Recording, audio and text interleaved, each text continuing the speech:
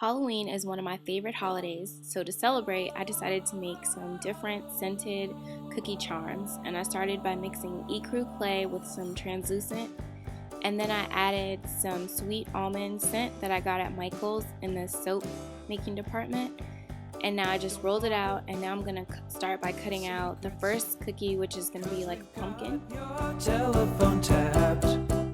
And once I cut it out, then I used a piece of rough sandpaper to add texture, and then I used some chalk pastels to give the cookie color around the edges. I used a yellow chalk pastel and then a light orange color.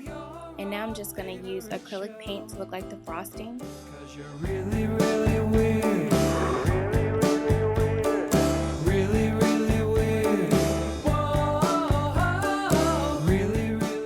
And I'm using a needle tool to spread the paint around.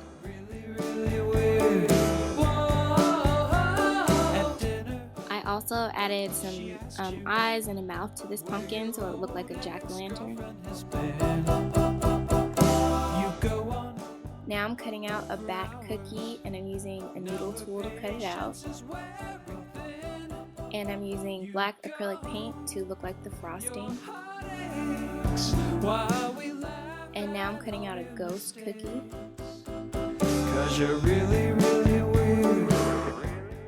Cutting the cookies out with a needle tool can kind of make the edges look rough, so I'm just using my fingers to smooth out the edges and make them flat.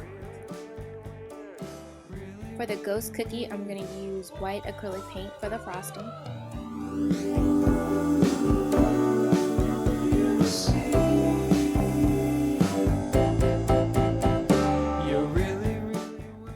To make the eyes, I'm just going to use some black acrylic paint and make 2 dots. Well, she does exactly the same. And the last cookie I'm going to make is a black cat cookie, and now I'm just tracing it out and using a razor blade to cut the extra clay away. Don't recall, we're so happy to have seen it all. And now I'm adding chalk to the edges so the cookie will look realistic. And for the frosting, I'm going to use black acrylic paint. Really, really weird. You're really, really weird. And I'm using yellow acrylic paint to make the cat's eyes.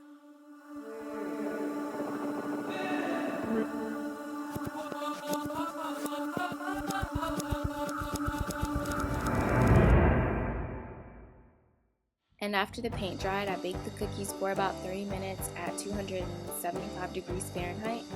And now I'm just going to add 3 coats of glossy glaze so that the cookies frosting looks really smooth and perfect. And this glaze will help because each layer will make it thicker and it'll just smooth out the top. And this is what they look like once they're finished.